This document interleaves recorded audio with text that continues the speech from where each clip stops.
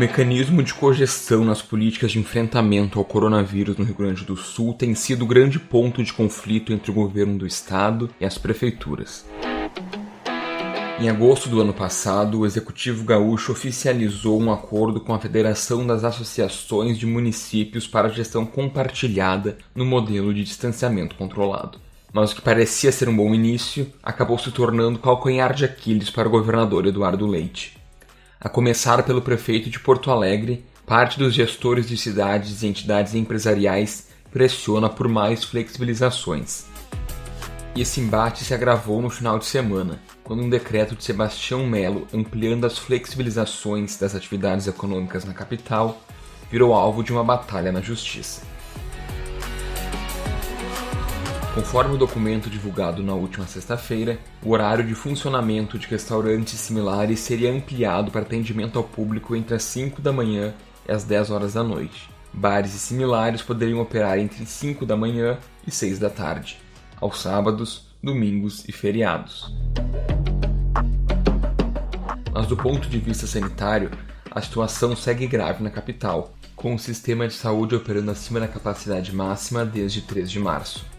É por isso que essa medida irritou o Procurador-Geral de Justiça do Estado, Fabiano Dall'Azen. O Ministério Público ingressou com ação civil pública ainda na noite de sexta-feira, com o intuito de agilmente corrigir a ilegalidade no decreto do município de Porto Alegre, que contrariava com regras mais liberais aquilo estabelecido pelo sistema de distanciamento controlado adotado pelo Estado. Mais uma vez, sem fazer qualquer juízo quanto ao mérito da política pública, o fato é que já está consolidado na legislação, na Constituição e nas decisões dos tribunais aqui em Brasília que União, Estados e municípios têm competência concorrente para legislar. Só que cada um só pode ser mais restritivo do que o outro. Portanto, todos os municípios que insistem em fazer no sentido contrário, por exemplo, quando há uma determinação de fechamento de serviços não essenciais, quando há uma limitação de horário, e o município entende por violar isso, por fazer diferente, nós estamos ingressando com as ações e obtendo êxito em todas elas. Dessa vez, a decisão não foi diferente, e ela irritou Sebastião Melo e a Prefeitura, que recorreram. A Justiça, ao longo da madrugada, decidiu que o comércio não pode funcionar. Eu não concordo com essa decisão, mas evidentemente que ela está sendo cumprida. Ainda no dia de hoje nós vamos recorrer no plantão do tribunal. E penso que a judicialização das decisões administrativas hoje no país é uma das coisas mais graves. Porque quem foi eleito para governar a cidade, para decidir pela cidade, é aquele que veio do voto popular, é aquele que conhece o dia a dia. Nós estamos aqui, sim, trabalhando para salvar vidas, aumentando testagens, aumentando a vacina, mais leitos de acolhimento, seja de retaguarda de UTIs. Mas o funcionamento do comércio, ele também salva empregos. Empregos daqueles que mais precisam, daqueles que já não têm quase um prato de comida em casa. É o garçom que não pode mais trabalhar, é o cabeleireiro que não pode mais abrir, é o pequeno negócio no bairro popular. Então o prefeito, quando toma uma decisão, ele tem que olhar para isso. E a nossa decisão foi com muita responsabilidade, porque nós estamos dentro da bandeira vermelha e a decisão que tomamos foi exatamente de não ultrapassar essa fronteira. Então nós estamos respeitando a cogestão e esperamos que a decisão seja revertida. Mas o desejo do Melo não foi o que aconteceu. Em decisão na madrugada de domingo, o Tribunal de Justiça manteve a suspensão do decreto municipal. A decisão é do desembargador plantonista Marcelo Bandeira Pereira. Ele apontou que houve violação da competência concorrente da União e do Estado para legislar sobre a proteção e a defesa da saúde. Fato é que a cogestão acentuou o desgaste político do governo gaúcho. No Direto ao Ponto, nós buscamos analisar os impactos dessa situação. Hoje é dia 29 de março, eu sou Eric Halpe e a minha convidada é Maureen Xavier, editora de política do Correio do Povo.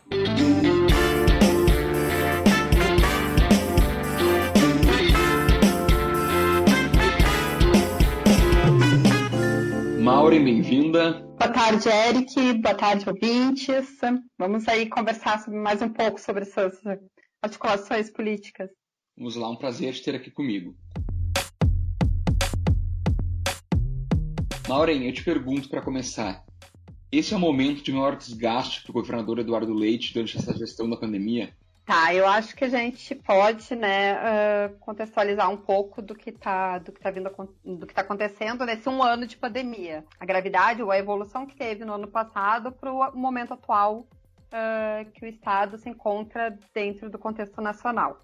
O que a gente tem? A gente vai ter o governador o ano passado tomando a frente de uma série de medidas, né, e para justificar essas medidas nasce o modelo de distanciamento controlado, isso ali foi no final de abril, início de maio, como um modelo que buscava unir dados, né, e a própria flexibilização.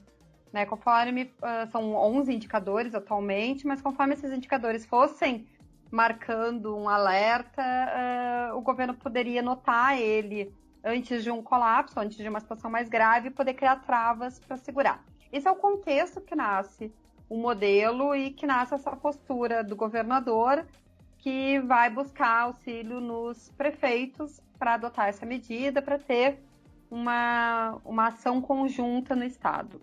Perfeito. A gente vai ter, porém, 3 meses depois, um início de rebelião, vamos dizer assim, de um grupo de prefeitos, principalmente da Serra, que não concordavam, né, com essas determinações e com essas exigências, né, de proibições. Eles naquele momento, um grupo de prefeitos achava que as medidas eram muito restritivas, queriam flexibilizar. Então, dentro desse conceito da cogestão, nasce exatamente poder trocar ou compartilhar essas responsabilidades, né? Os prefeitos e as regiões, vendo como é que estava a situação nas suas localidades, poderiam flexibilizar um pouco mais. E isso foi acontecendo, né, ao longo de todo o segundo semestre do ano passado. E agora, no início do ano, a gente chegou a ter em dezembro, né, é importante lembrar ali, no início de dezembro, uma suspensão temporária da cogestão, que era exatamente para dar uma freada naquele momento, os números iam subindo. Bem, o que acontece agora? Acontece agora que o governador, no final de fevereiro, os números já indicavam uma piora, uma rapidez no contágio e uma ocupação muito rápida da estrutura hospitalar. Isso voltou a acontecer, essa suspensão. Só que essa suspensão ela acontece num outro momento político, né? Ela acontece no momento em que nós tivemos eleição no ano passado, nós tivemos prefeitos que foram eleitos dentro de um novo contexto, que foram eleitos dentro de uma nova proposta de campanha, vamos dizer assim.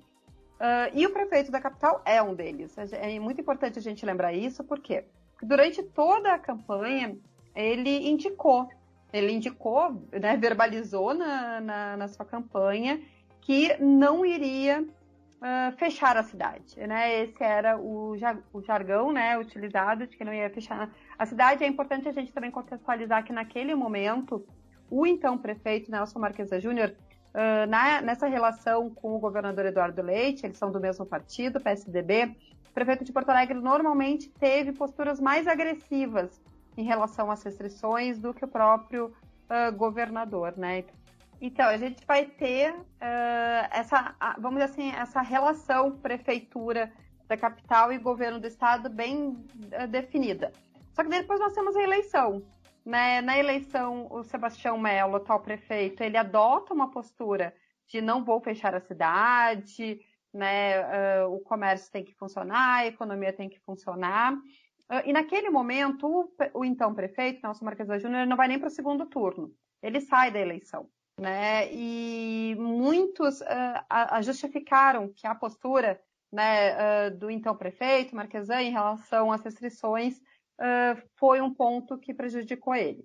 Bem, nós temos o Sebastião Mello eleito, isso já é no final de novembro, início de dezembro, uma transição super rápida em função da mudança no calendário eleitoral, e desde que começou a se aproximar o final do ano e o início, né, no momento que o prefeito ia tomar a posse, ele já havia manifestado que ele tinha um interesse muito grande de que Porto Alegre tivesse uma bandeira própria pelas características da cidade, a capital, que tem uma estrutura própria, que não poderia parar em relação ao resto do estado.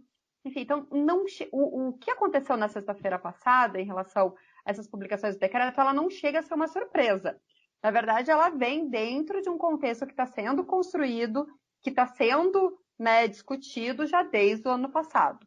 Bem, a gente tem no início do ano também o prefeito Nelson Marques, o prefeito Sebastião Melo falando que ia respeitar a cogestão, né, que entendia que respeitava a questão das esferas, da questão do governo do estado ter o poder de articular, beleza. O que acontece? Esse discurso ele segue até o momento que o governador decide suspender a cogestão. Isso nós estamos falando no final de fevereiro. Naquele momento, acho que também acaba sendo bem interessante esses contextos. A gente vai ter uma reunião na segunda-feira que os prefeitos, né, organizados pela FAMURS e o governador vão se encontrar. Naquele momento, os dados já indicavam uma piora muito grande e naquele momento a cogestão foi mantida. Houve uma defesa dos prefeitos representando as suas regiões para manter a cogestão. Beleza, o que acontece? 4 dias depois, 4 dias depois, o governador chama uma nova reunião e anuncia que está suspendendo a cogestão em função da grave situação que vai acontecer. Bem, imediatamente o prefeito Sebastião Melo vai ter uma resposta bem dura, dizendo que não concorda, mas que irá respeitar. Né? Acho que é interessante a gente pensar que a força que tem Porto Alegre nesse jogo político. Né? Quer dizer, o governador ele está tendo que gerenciar em colaboração, né, a todas as regiões, mas são 497 municípios, com características específicas, populacionais, sociais diferentes. Só que quando a gente tem Porto Alegre, que é a capital, que está dentro de uma região metropolitana que representa um poder muito grande dentro do estado, isso acaba complicando um pouco essa relação. Então, gera um desgaste, sim, né? Esse movimento, ele está nesse momento de desgaste da cogestão e desgaste do governador do estado, ele está, sim, sendo mais encabeçado duramente pelo prefeito de Porto Alegre, mas não é o único. Né? Nós temos vários prefeitos do interior, muitos, claro, sob pressão também das suas realidades locais, né, de empresários e da própria situação econômica, mas essa pressão não vem só do prefeito da capital. O que a gente vai ter agora? A gente foi um movimento declarado, vamos quase dizer assim, uma guerra declarada, né? Eles tiveram um encontro na semana passada, eles conversaram sobre isso no Palácio Piratini, o Sebastião Melo e o Eduardo Leite, saíram com um bom aceno, publicamente falando, né? Mas foi apontado, entre outras coisas, o Sebastião Melo disse de uma maneira bem enfática, né? Cogestão significa compartilhamento. E esse compartilhamento ele tem que ser em conjunto. Não pode ser o governo determinando ordens e os municípios tendo que arcar com todo o prejuízo. Esse é o discurso, né, que o prefeito traz e que na sexta-feira tinha uma grande expectativa. Né? Os números, na semana anterior, o governador já tinha flexibilizado algumas regras, já tinha trazido de volta a cogestão, já tinha também trazido essa possibilidade de algumas atividades retomarem as atividades. Então, tinha uma grande expectativa de que houvesse mais um aceno positivo. Os números não melhoraram tanto quanto o governo esperava e eles puxaram o freio de mão. Né? E disseram que, olha, nesse momento não acontecerá nenhuma mudança. O que nos chamou a atenção foi que a reunião do comitê do governo do estado, que estava marcada para o final da tarde, e já no início da tarde estava acontecendo uma reunião no Paço Municipal em Porto Alegre para discutir decreto. Né? O decreto estava praticamente pronto antes da reunião do Conselho da Tarde, então já era uma postura que estava determinada. E essa postura ela acontece exatamente por quê? Né? Ela acontece numa mensagem bem clara que o prefeito está enviando aos seus apoiadores, né? Mas também aos outros prefeitos que simpatizam com a ideia. Né? E acho mais interessante ainda a gente lembrar que nos próximos dias o Melo vai assumir a Grampal, que é o consórcio que reúne os municípios da região metropolitana. Eu conversei com ele na semana passada e ele disse, olha, vou assumir a Grampal, nós vamos ter decisões por maioria, vai ser uma gestão democrática em que todos vão poder falar, mas a gente vai tirar uma decisão por maioria. Então já indica que esse cenário tende a se acirrar entre a prefeitura e o governo do estado, que a gente não viu o ano passado. E nessa relação, Mauro, entre a prefeitura e o Piratini, a gente pode ter algum outro elemento, por exemplo, a própria Assembleia Legislativa tentando barrar, por exemplo, algum projeto do governador Eduardo Leite, ou deve ficar nessa instância mesmo? Eu acredito que pela conjuntura atual que está estabelecida, né, dentro, né, na fotografia que a gente está olhando nesse momento, acredito que não há muita influência. Basicamente por quê? Né, o Sebastião Melo, ele era deputado estadual. No momento que ele vence a eleição, deixa a Assembleia Legislativa para assumir o passo municipal, assume o suplente. Ele tem uma ótima relação com os deputados da sua bancada, essa articulação toda. Nesse momento, o MDB ele é o partido que está na presidência da Assembleia Legislativa, né, com o Gabriel Souza, que assumiu agora em fevereiro. E o Gabriel ele tem executado, né, um papel de presidente da Assembleia, mas também de mediador, junto com o governo do Estado. Vamos retomar agora, sexta-feira passada, qual era a expectativa? A expectativa era de que, além de um anúncio que veio por parte do governo de auxílio financeiro para alguns grupos, tinha expectativa de novas flexibilizações, que era um movimento que foi um pouco articulado pela Assembleia Legislativa por meio do Gabriel Souza, dentro daquele momento em que os setores de gastronomia, de restaurantes e de hospedagem vieram buscar ajuda. Então, e além disso, a Assembleia tem, né, auxiliado na questão de recursos para a área da saúde, tem auxiliado em várias frentes junto com o governo do Estado em relação à pandemia. Claro que isso é a parte pública, né? Nos bastidores, o governo, inclusive, fez um outro movimento em relação ao MDB, que foi puxar mais um deputado para ser secretário de Estado. A gente vai ter agora em fevereiro o deputado Edson Brum, que já tem, né, vários mandatos na Assembleia, deixando o Legislativo para assumir a Secretaria de Desenvolvimento Econômico. É uma proximidade maior. E a gente tem que levar outra situação em consideração, que claro que aqui a gente está olhando especificamente para esse micro, mas tem em volta disso tudo a articulação para 2022 no âmbito nacional. No momento que o governador assume a posição de ser pré-candidato do PSDB à presidência, e naquele momento nós nem tínhamos ainda o Lula como um personagem nesse tabuleiro, ele gera um efeito em cadeia das suas próprias articulações e das suas próprias, vamos dizer assim, articulações. Né? Quer dizer, tem muitos prefeitos que estão insatisfeitos, né, que acham que tudo que o governador está fazendo é no sentido de olhando 22, e se a gente for olhar algumas coisas, podem até fazer sentido, como se a gente for pensar, o governador, o que ele mais tem a apresentar no âmbito nacional são as reformas, e ele consegue aprovar as suas reformas, está encaminhando as privatizações, tem a CE, que tem um impasse jurídico, mas já tem a Corsã, que ele deu um pontapé agora há poucas semanas atrás. Então, tem esse elemento que também acirra as discussões políticas. Por quê? Porque isso a gente já falava muito no ano passado com a pandemia. A pandemia ela é uma faca de... A gestão da pandemia nos municípios ela é uma faca de dois gumes. Ela pode ser positiva e ela pode ser extremamente negativa e prejudicial para a imagem dos gestores. Então, se a gente for pensar que, assim, o que o Melo está fazendo nesse momento, e se a gente for acompanhar as postagens dele nas redes sociais no final de semana e ver os comentários, muitos apoiam, né? Apoiam as decisões dele. Por quê? Porque acreditam que ele foi eleito para isso. Então, nós temos esse outro elemento nessa discussão. E temos a gestão da crise, né? Que daí é um capítulo à parte.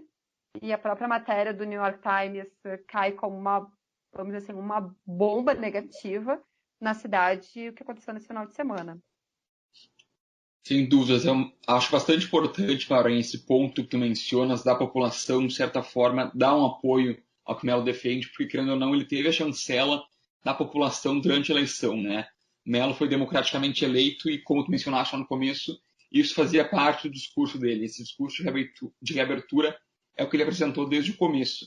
Por isso eu te pergunto o quanto esse desgaste entre governo estadual e governo de Porto Alegre podem ser prejudiciais como um todo, porque a gente tem aí uma população bastante cansada já desse abre e fecha, bastante cansada da situação inteira de pandemia, uma população que até certo ponto também podemos dizer que está um pouco depressiva com todas as mortes que estão ocorrendo.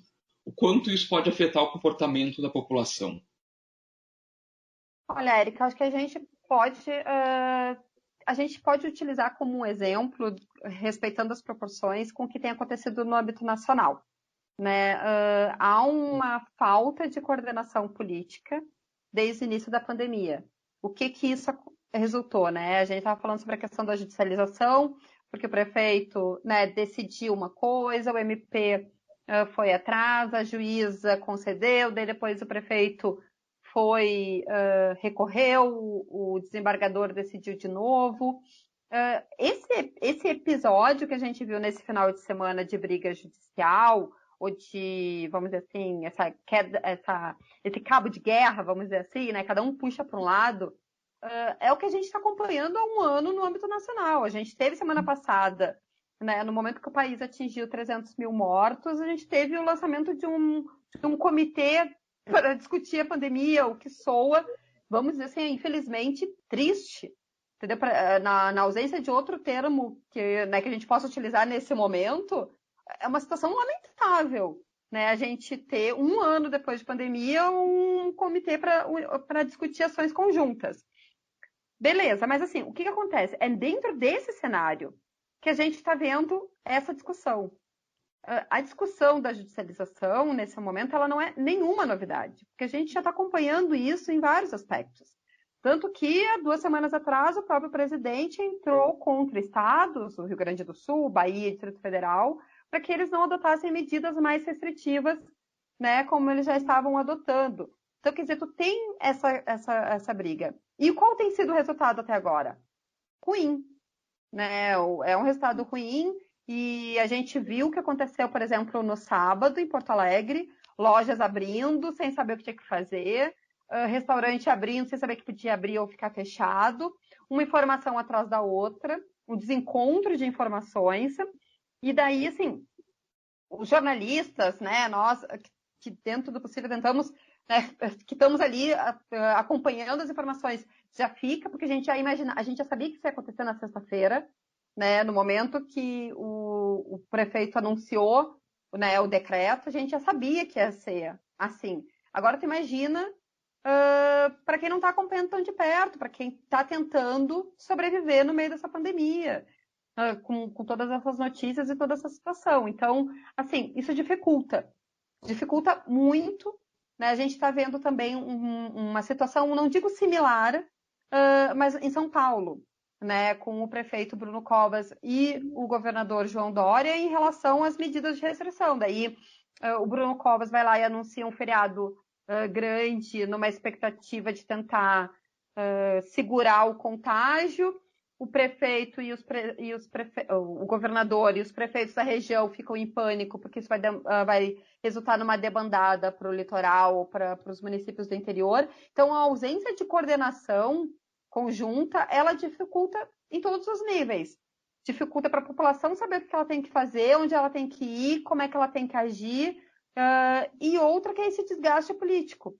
Que no momento que todas as atenções deveriam estar sendo focadas em como melhorar a estrutura de saúde, como melhorar as campanhas de conscientização, como melhorar, a gente está tendo essa discussão, né, política e judicial, que não é o melhor nesse momento, né? E levando em consideração que se já não era bom isso no início, agora que nós ainda estamos vivendo o esgotamento do sistema de saúde, que está totalmente pressionado, e ainda não temos, né, um vislumbre de uma cobertura vacinal grande, é um momento extremamente delicado e que né, a gente não tem bola de cristal, né, mas o que dá para prever é que esses efeitos ainda vão seguir, principalmente porque eu acredito que essa coordenação entre prefeitura e região metropolitana, prefeitura da capital e região metropolitana com o governo do estado, elas precisam estar muito bem alinhadas,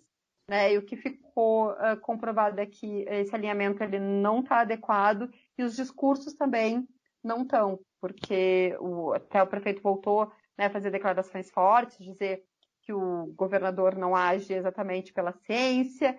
Então, acho que a gente ainda vai ter dias bem complicados nesse entendimento, né, do que é possível fazer para passar essas próximas semanas, eu acredito ainda, Eric. Maureen, muito obrigado pela participação aqui comigo. Imagina, eu que agradeço a oportunidade e que todo mundo que puder, né, adote os hábitos, se cuide, que acho que esse sim é o principal, né, de toda essa discussão. Importante que cada um se cuide dos outros, né, mantenha o distanciamento dentro do possível. A economia é um assunto muito delicado, ainda mais depois de tanto tempo, né, sofrendo a pressão por causa da pandemia, mas as vidas, né, precisam ser cuidadas mais do que nunca nesse momento. O Direto ao Ponto de hoje fica por aqui. Eu sou Eric Halpert, seu Israel Mesquita. Até a próxima. Tchau, tchau.